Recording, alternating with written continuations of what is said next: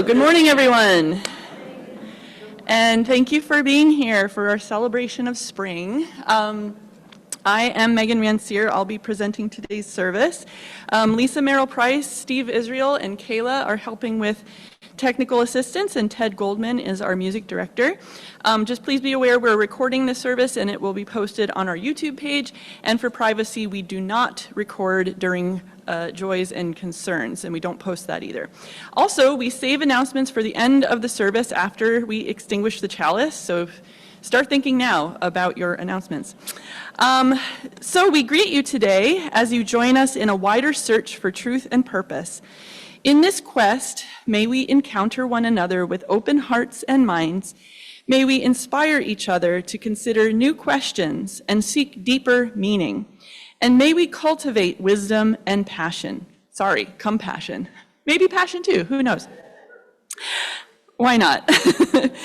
Let all who enter this place see a welcome face, hear a kind word, and find comfort in this community. May all that we do and say here today help us to be a force for positive change in the world. I don't see any first-timers here, so I'm going to skip the greeting to visitors. So yeah, I'll just skip to an invitation to everyone to greet their neighbors.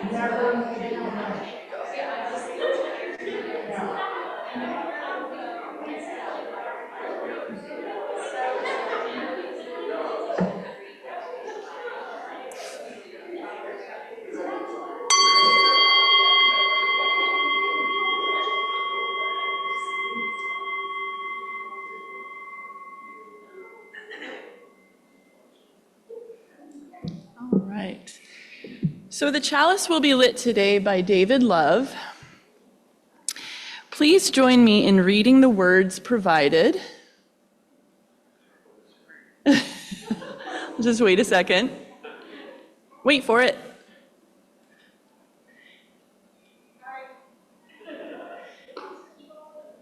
So up in the upper right-hand corner, it should say presentation.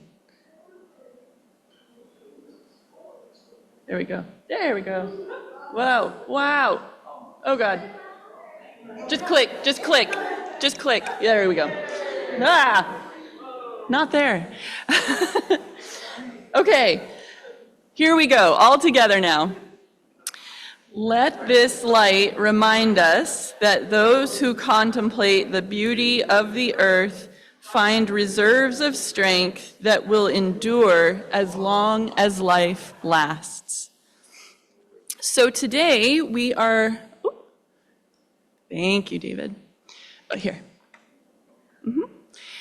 So today we're going to start service with a story for all ages, which was found and a video was found. So Tina Jones is our wonderful administrative assistant. She's also a very talented librarian, and she often finds children's stories for us. But this is often they are just as relevant for the adults in the room as they are for the kids. So we're gonna watch a video of a person reading a story called Holi, which means happy Holi. So we're going to learn a little bit about the holiday of Holi and follow the story of one girl's experience of the holiday.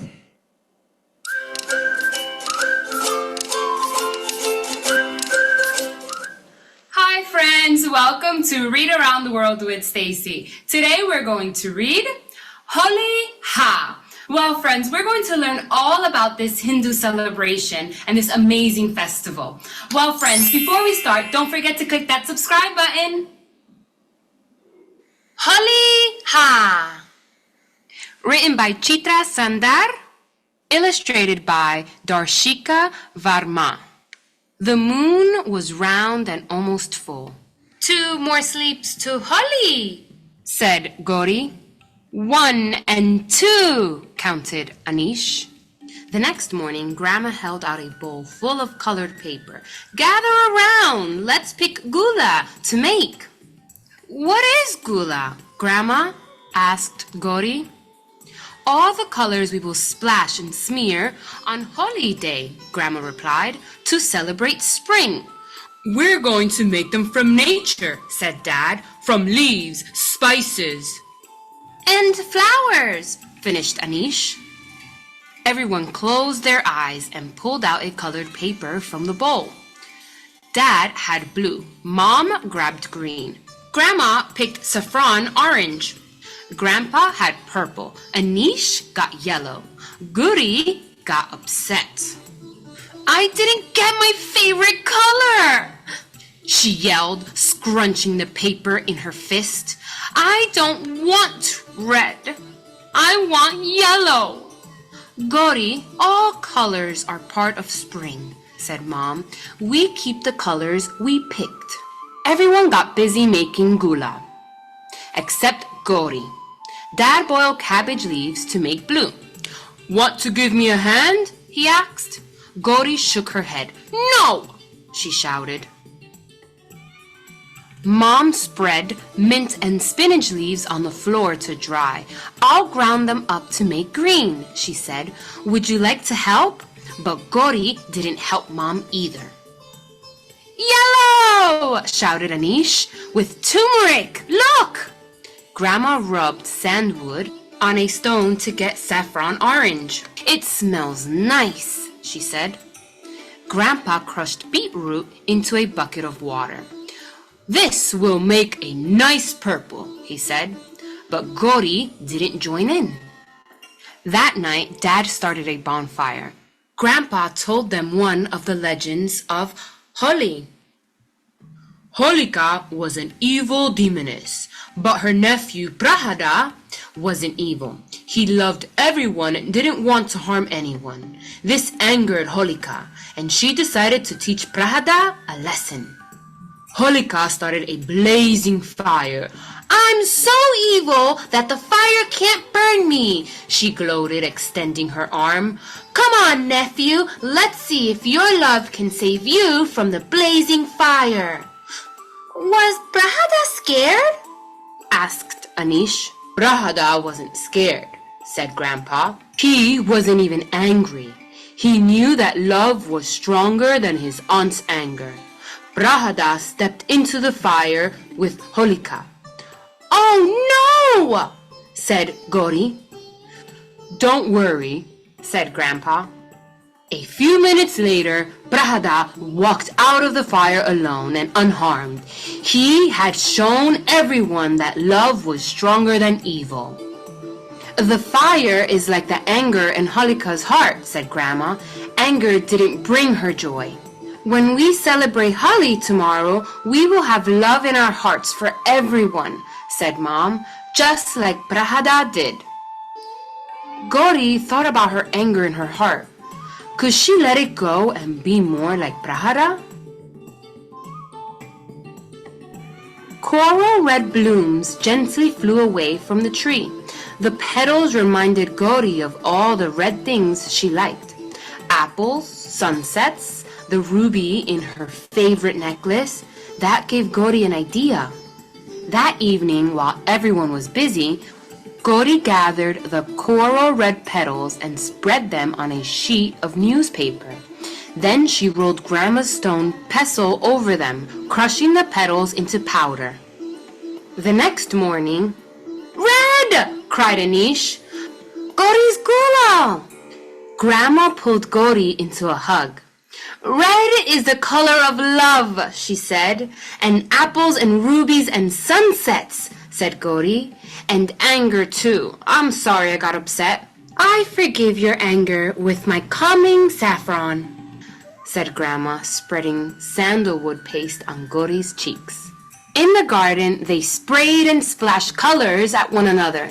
Yellow, orange, blue, purple, green, and red. Then they drank cold tembe to quench their thirst. When it was time for lunch, a feast was spread on the table. Parathas, pulao rice, gol gupas, and dahi balahas. Grandma handed out the sweet guchillas she had made. Today is the first day of spring, said Grandpa. Time for new beginnings. Today is a day of love, said Grandma. All fights are forgotten. Holi ha! Called Gori. Holi hi! Wished everyone. I learned so much about this Hindu celebration. This festival looks amazing. Again to Tina for finding that story for us. So now is, it's okay. It was great the first time, why not a second? So now this is our new sequence of events. We do joys and concerns at the beginning of service. So we're going to shift into that right now. So now is the time for sharing of joys, concerns, sorrows, and milestones. Lisa, if you could please stop recording the service at this time. At MV. Let's take a look on our joys and concerns together.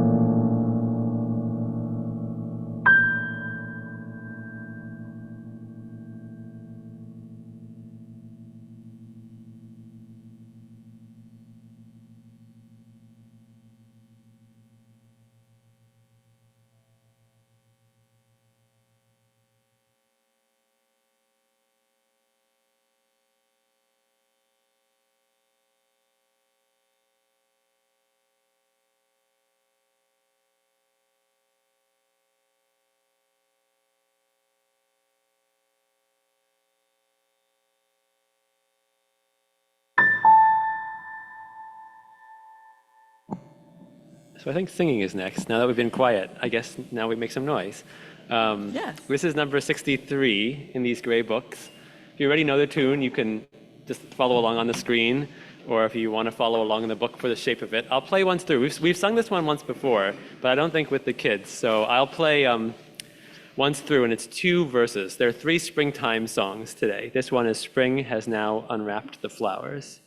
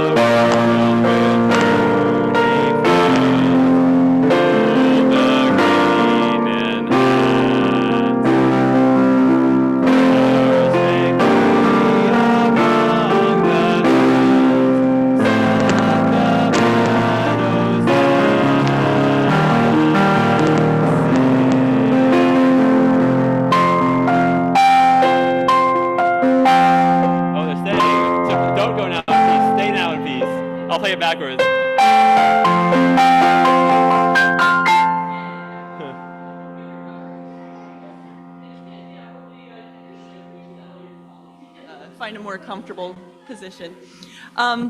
Okay, so our opening words today come from a meditation called Spring Has Arrived by Sharon Delgadillo. And this actually is a meditation. So for part of this, we're going to be doing a short guided meditation, just a heads up. So here's the intro. March, that time of year when we are never quite sure what each day will bring. The season when snow can cover the ground, the mud can cover your shoes, and the rain can turn to ice without warning. During that tumultuous weather, magic begins to happen. It is the time of resurrection. And so today, I hope you will join me as we try to take the magic of spring and create some mindful intentions for our lives. So I'm going to ask you to take a very deep breath with me. So first, as you sit, plant your feet on the floor and stretch your spine to the sky. Okay? Imagine that somebody has a string coming out the top of your head and is pulling it, right? That's what my yoga teacher always says.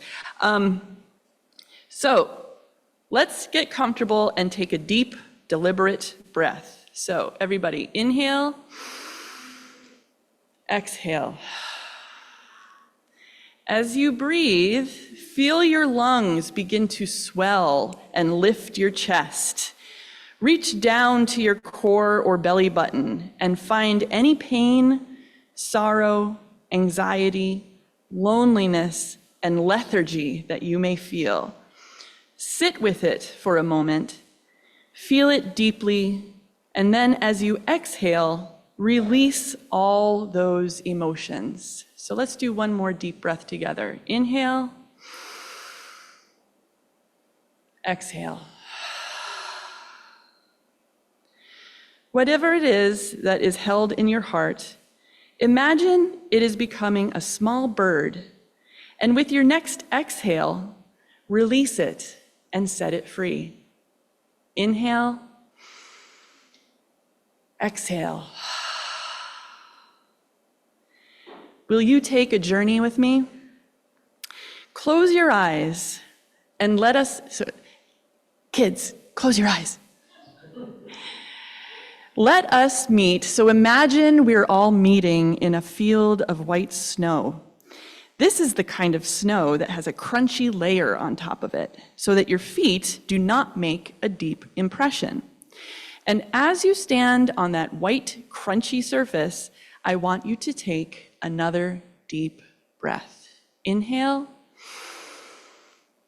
exhale. This time, inhale the cold winter air and the sharpness of it as you bring it deep into your lungs. Allow yourself to sit with the sensation for just a moment, and as you release and exhale, you begin to feel your breath become warm, and you notice that the sun is shining on your face.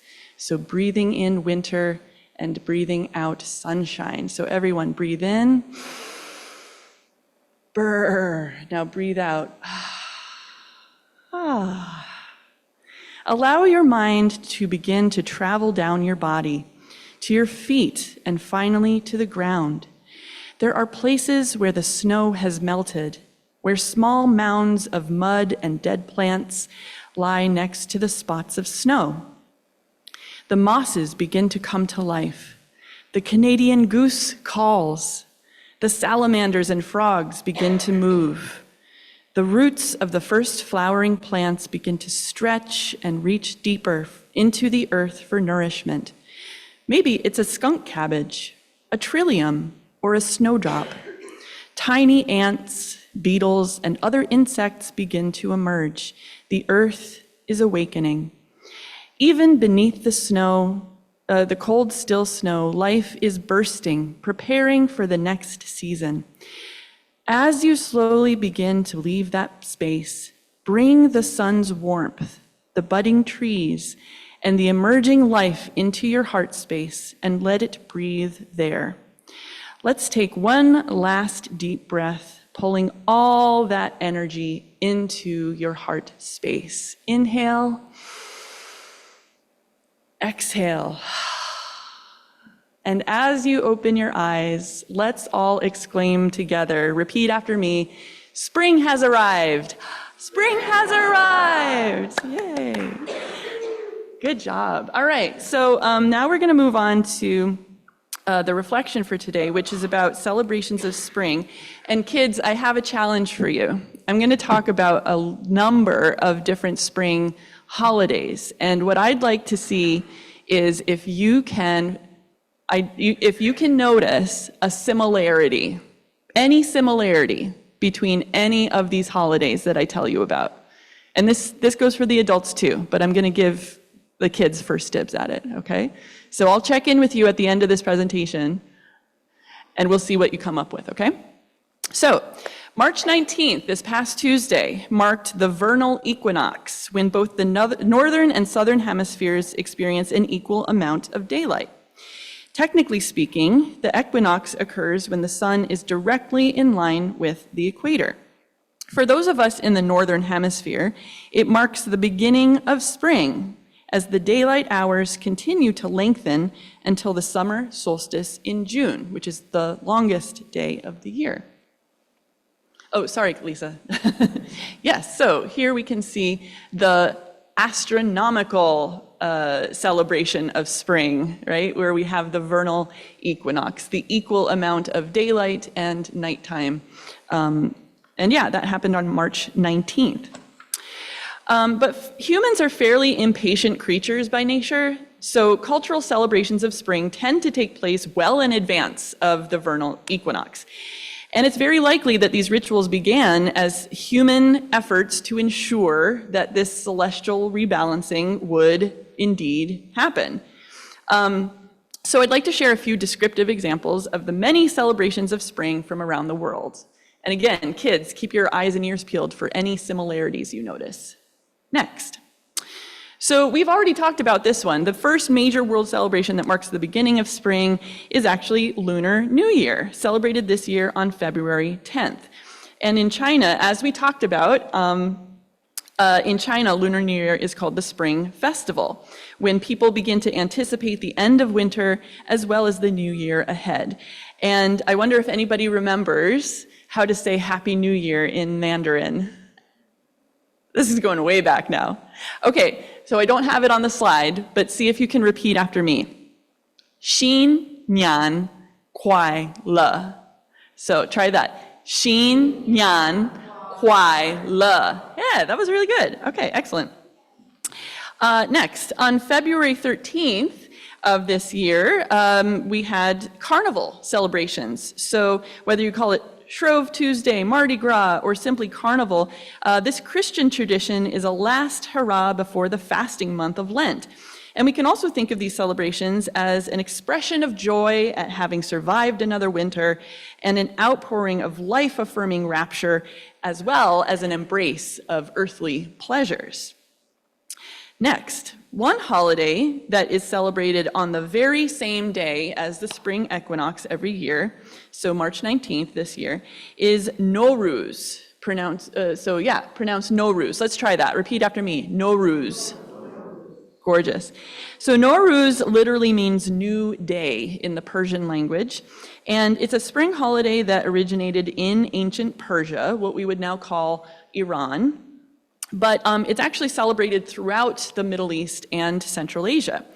So originally, Nowruz was celebrated as part of the ancient Zoroastrian religion that was founded approximately 3,500 years ago, and possibly the first monotheistic religion in human history.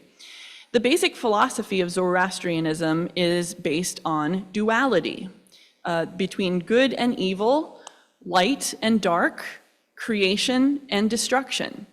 It teaches that mankind is ultimately good and that this goodness will finally triumph over evil. Next. So one way to celebrate Nowruz is with a Haft-seen table display, and you see this throughout Iran and Iranian families. Haft-seen means 7 S's, because the Persian word for each of the 7 items starts with S. And I actually have a little Haft-seen display up here at the front.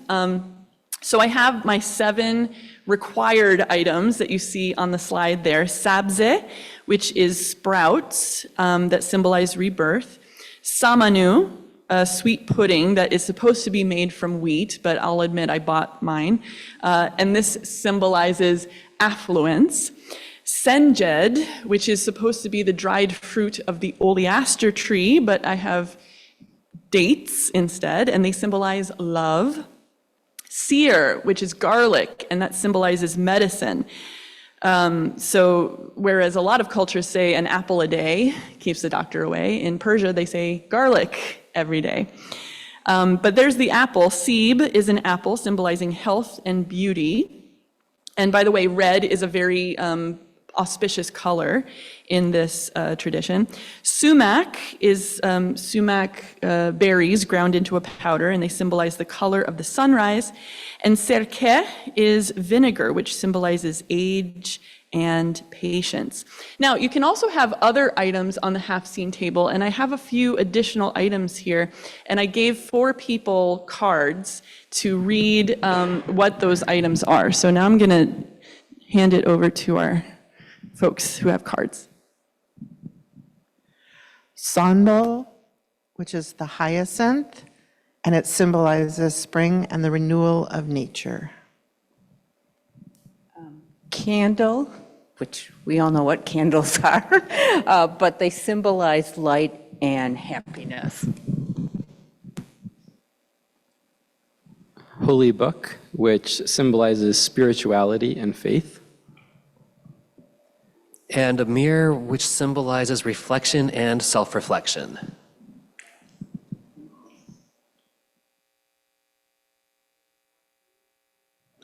And there are other items that you can have on your Haft-seen as well. For example, a lot of people put colored eggs on their Haft-seen because eggs represent fertility. I don't happen to have any today, but that is an option. Next slide, please.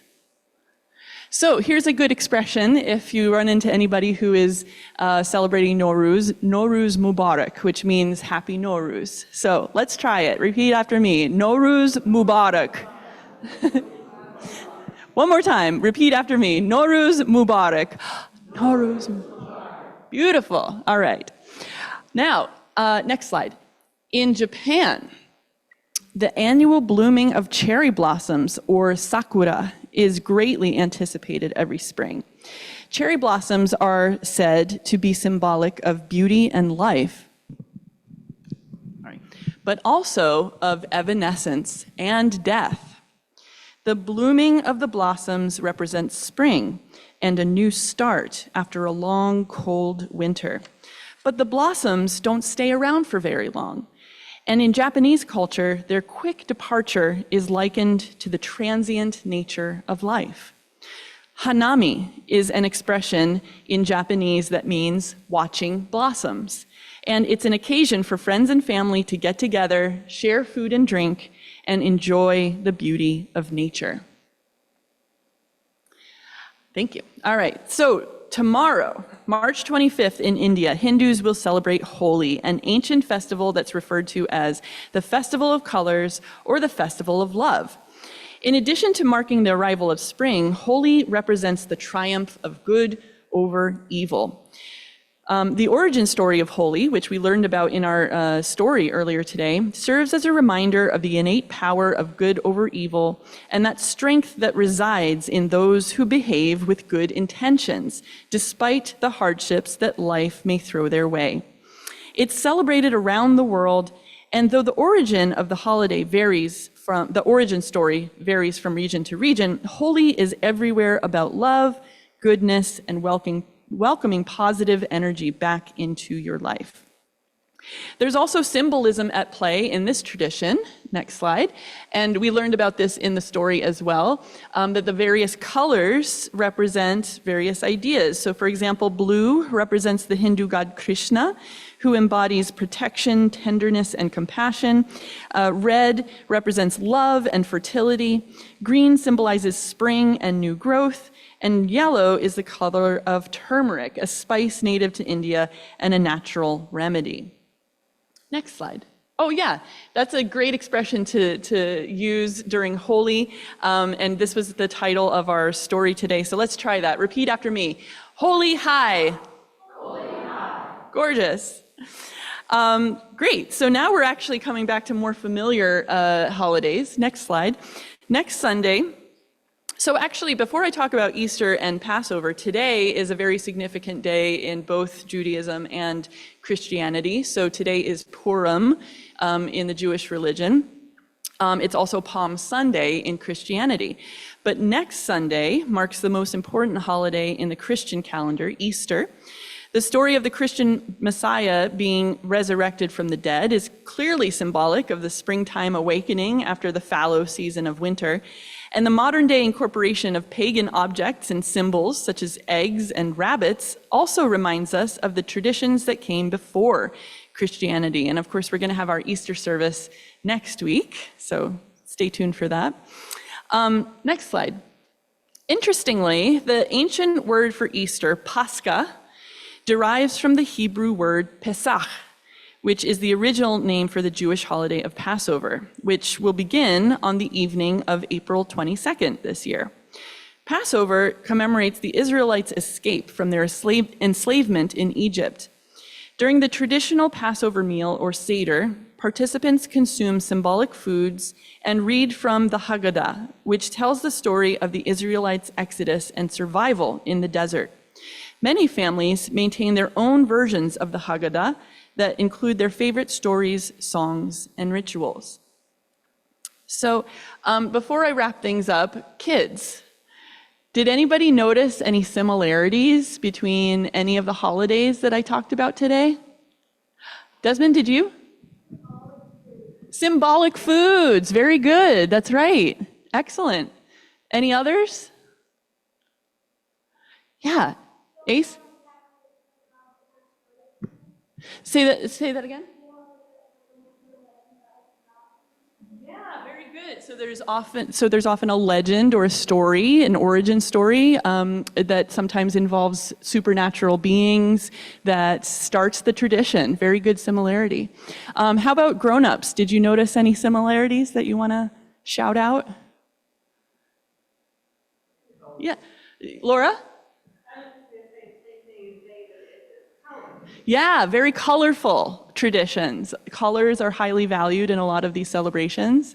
Anything else? Eggs, there you go. Eggs are actually part of Easter, Passover, and Nowruz. Yeah, Robin?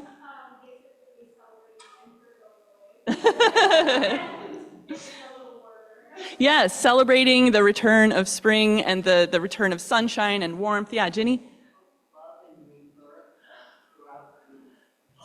Yeah, rebirth. Yeah, rebirth, which is like pretty central to spring, but also love, which is really cool. Because it's like that poem that's, spring is returned and people's thoughts turn to love. But it's not just romantic love, right? It's love in a more expansive sense. Very good. Good job, class. Awesome. Okay, so I'm going to wrap this up with a short UU principles connection. Spring holidays implicitly acknowledge that in order to appreciate the return of sunlight, we must also endure a period of darkness. And in our lives, we similarly experience both light and dark, joy and pain. Celebrating spring together as a congregation and as an extended family that includes all faiths as well as the natural world, recognizes that just as we endure the long, dark nights of winter as a community, we also emerge into the sunlight of spring as a community. Celebrations of spring around the world recognize the common human experience of anticipating and celebrating the sense of well-being that comes with more sunlight, the reawakening of plants, and the return of migrating species, and the return of warmth and abundance. Although spring celebration traditions come from diverse places and peoples, they serve as a reminder of how closely connected we all are to the natural world and the cosmos beyond, part of the interdependent web of all existence that we strive to honor as you use in our seventh principle. What affects one of us affects us all in ways that are both immediately noticed and barely recognized, at least not at first. So in closing, let me invite you to greet the spring season with the awareness of your connection to the world around you, to feel wonder at the ways that the human, plant, and animal worlds respond to the lengthening days and warmer weather, and to remember how much we share in common with all our human and more than human relations. So now I'll turn things over to Ted. Much like Megan, I'm going to have you repeat after me a little bit for this one, just so we're all on the same page. This is probably a familiar tune to many. Easter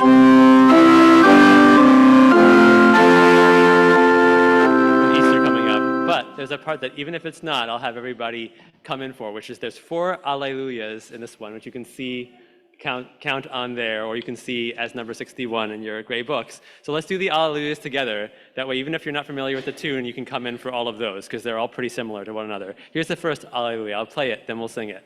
Let's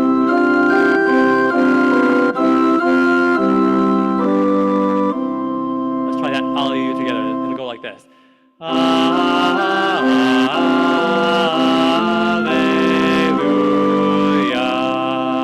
That one happens twice, so the second one is the same as the first. So let's do that one a little fuller this time. Alleluia.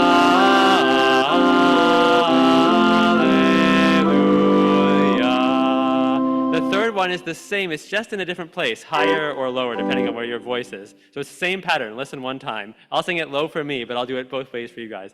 Alleluia.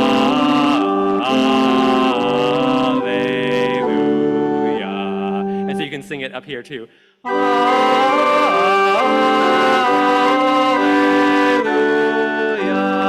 So let's try that one, and each person choose whether it's more comfortable for you, lower or higher. Either one is totally fine.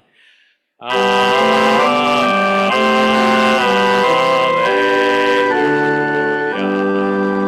Good. And the only one that's different is the very last one, which goes like this.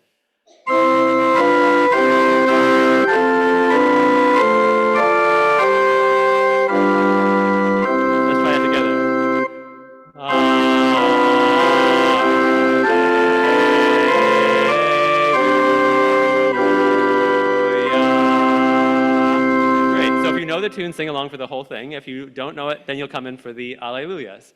Let's do 2 verses. I'm just looking at the clock. 2 verses seems like a good amount.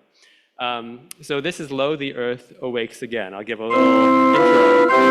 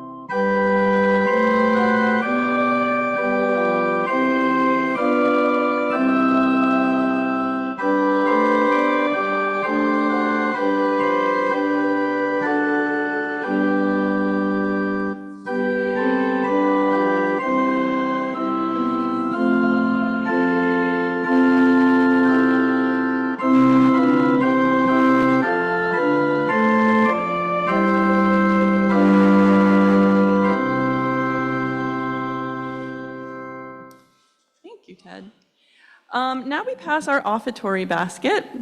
All donations are gratefully welcomed, and if you make automatic pledge payments, please place one of the yellow or orange cards from the back of the chairs to indicate the support in the basket.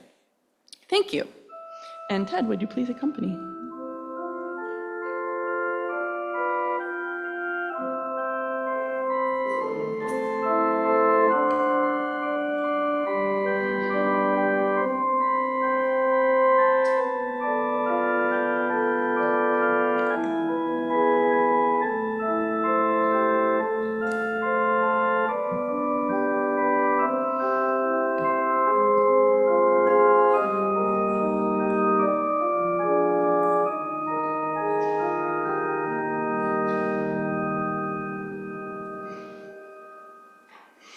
You always feel so churchy when you use the organ setting.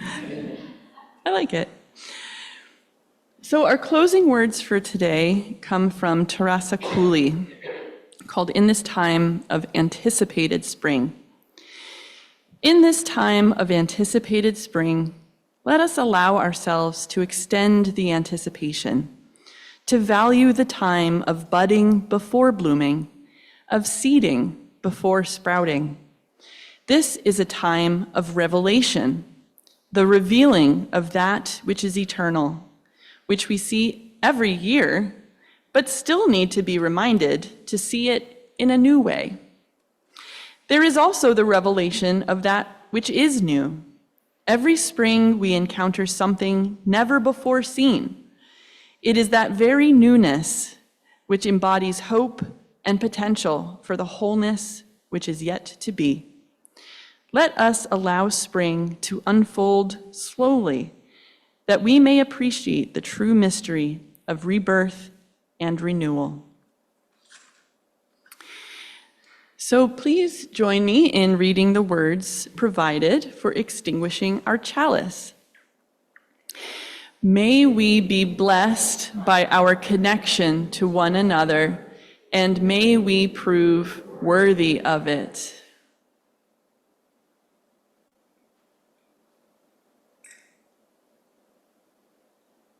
Thank you. So now is the time for announcements, and I have a bunch. So while you're thinking about your announcements, I'm just going to launch in. The first announcement is that originally we were going to play Holi after service. We were going to throw colored powder, but then it was pointed out to me that it's really cold today and windy. So, What?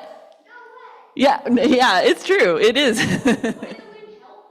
It would, but it might blow the powder away, and I don't know. So the consensus was that we should delay our Holi celebration until next week when it's warmer, and it might be more fun to be outside throwing colored powder at each other. So next week we will have our Holi celebration, and Noelle has white shirts that people can put over their clothes so you don't have to worry about messing them up.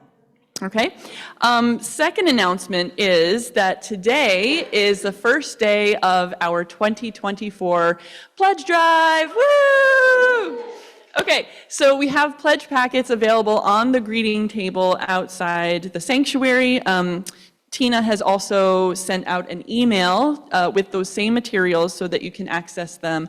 And you can either bring in a printed pledge form to service, we will collect them here, or you can email them to our treasurer, Winnie. You can also mail them through snail mail. There is an address and an email address on the pledge form. So thank you in advance. You do not have to pay anything today. It's just a pledge. So think this week about how much you feel you can contribute to MVUUC. We do only have 1 week for our pledge drive. We started a bit late. So we're really asking people to think about it and get that done this week. Don't delay, don't procrastinate, just do it. And we'll check in with you about it next week. Last announcement, two social action things, really, really quick. We're going to start collecting pull tabs from pop cans and, well, any kind of can that has a pull tab, really. And these actually go to the Ronald McDonald House Charities. They trade them in for cash, and this is a way that they fundraise. So we're going to start collecting them here. I got us started with a few. But I think we can fill this jar really fast, and hopefully we can fill it many, many times. So bring your pull tabs to church for the jar. And then finally, I'm going to put this up in the social hall.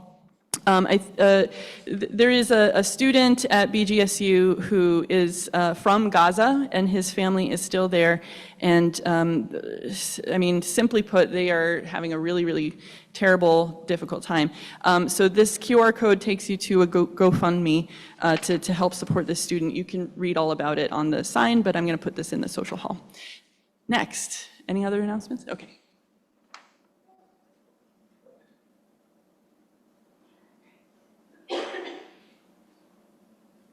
Just real quick, we are having game night this upcoming Saturday on the 30th, starting at 5 o'clock here. So come on out.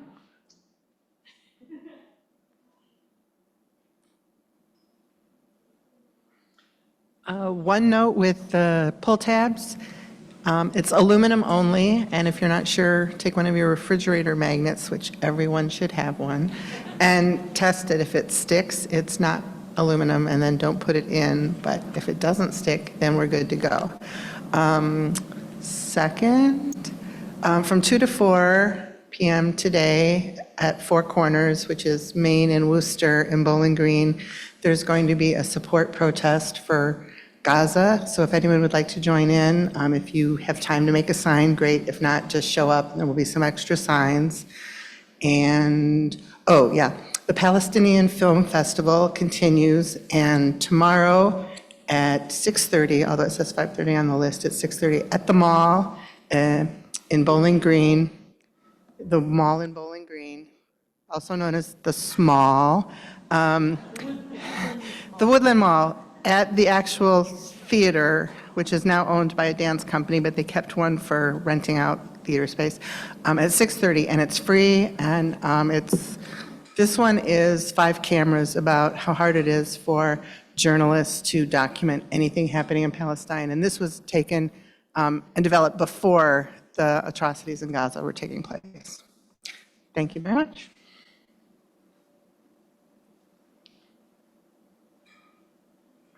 I'm Lynn Israel, and tonight is Drum Circle from 5 to 6. Drop in, have a good time. We have plenty of instruments. They're all over in the corner there. And also I wanted to mention something about the pledge drive. The reason it's so short this year is because we've got to have we need to know how much money this church is going to have to operate with. We need to know what people are going to pledge so that we can develop a budget. So that's what we're working towards. Without knowing what you're going to donate, we can't put together a budget for the upcoming year.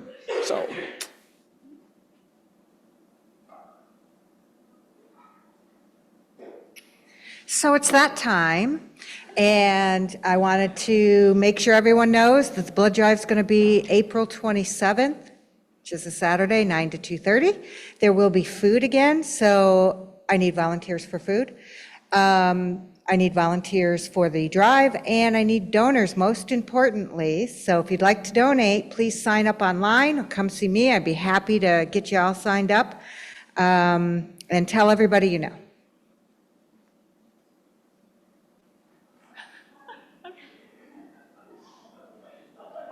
This isn't so much of an announcement as a plea for help. I have a thing for stray cats in the winter, and I got a couple cats showing up on my deck, and I've been feeding them.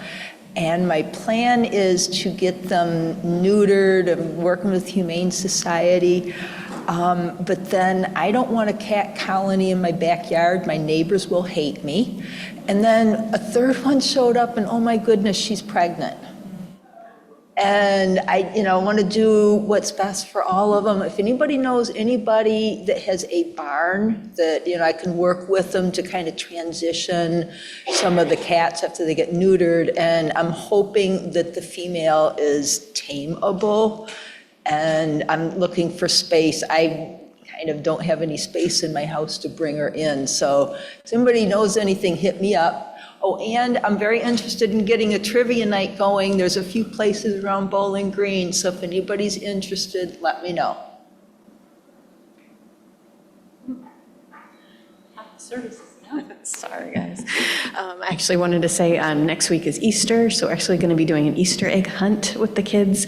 So we're probably not going to do the Holi thing next week because I think that's going to be a lot for me to facilitate. So we're going to do the egg hunt next week, and then I'll keep you posted on the Holi festival. I did buy a bunch of powder, and I was ready to go today, but a lot of people were like, it's too cold. So we will do it when it's more fun to be outside. David? Yes, that's right. We're having a bonus potluck. Yeah, we're gonna do one next week and one the first week of April. So it's a bonus potluck.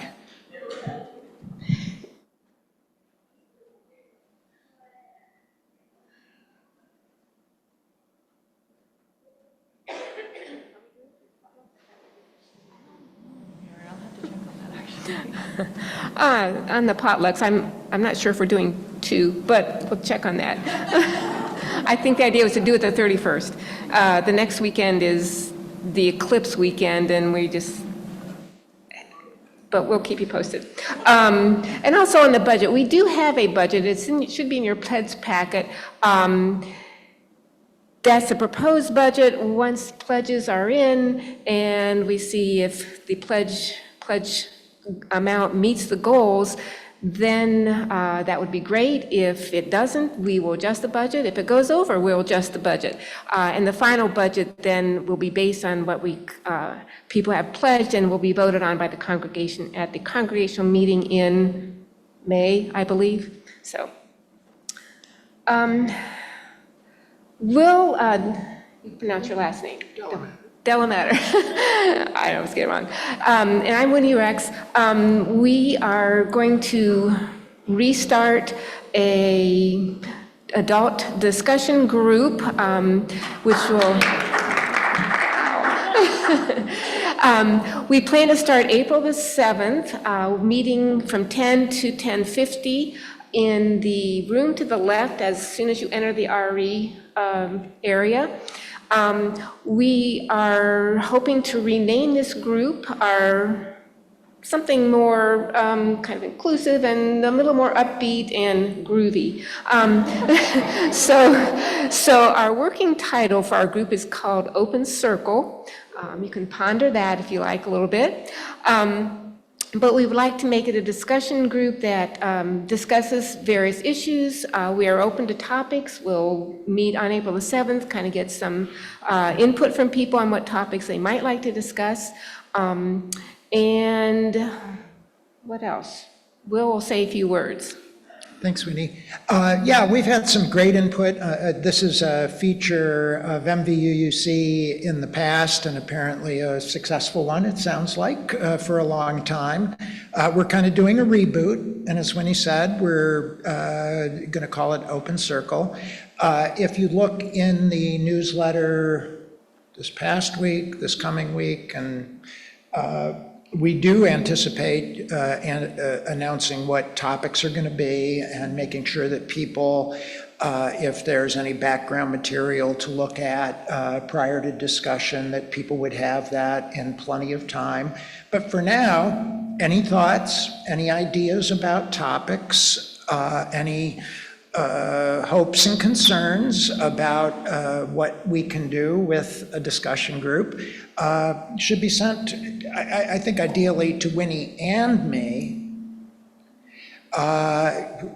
and we will take them into account. And next, on the 7th, we'll be doing some housekeeping in terms of who's there and what interests are and what we've gotten in the emails, and maybe a little survey. So keep an eye open for all that. And we're looking forward to some exciting discussions to follow.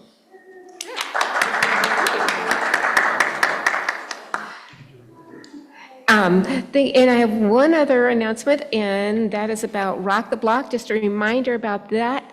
This is an event that will be essentially like a neighborhood cleanup. We've sent letters to about 400 homeowners in north of Worcester and around the downtown area, and 15 of them responded saying that they would like some help with doing yard work, some painting, exterior things, and maybe minor repairs. So we need volunteers who would be willing to provide some muscle power to do that, whether it's raking leaves or whatever.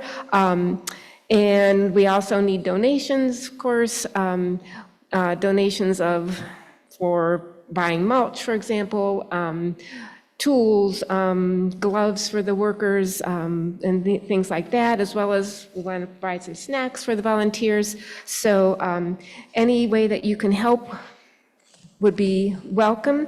We already have, for example, Polarize is going to be donating pizza to the after party. The city is going to help with providing some tools. We will be meeting at Trinity United Methodist Church, which is near campus, and using their facilities to meet and have the after party. So we've already got some donations like that, which is wonderful. If you want more information, again, I've got some flyers. There's a QR code that will take you to the place where you can sign up to volunteer. That's on April the 6th. We'll gather around 9 a.m. and get started and work for the next couple of hours to get a few things done in the neighborhoods here to spruce them up a little bit. Thank you. Questions, David?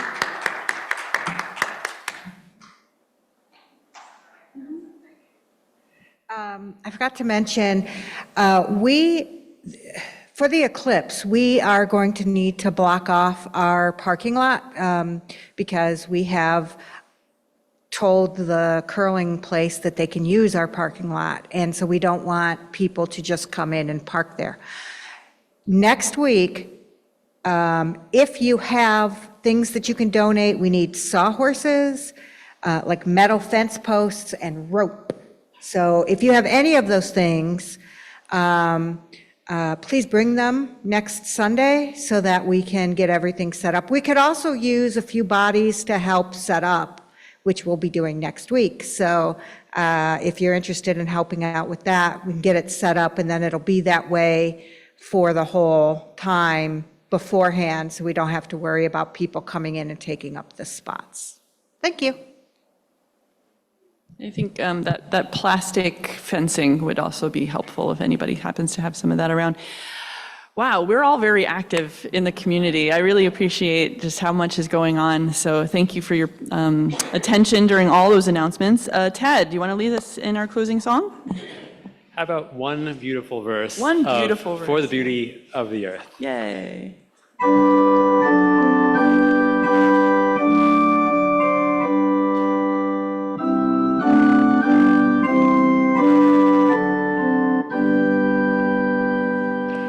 For the beauty of the earth, for the splendor of the skies, for the love which from our birth over and around us lies, source of all to thee we raise, this our hymn of grateful praise.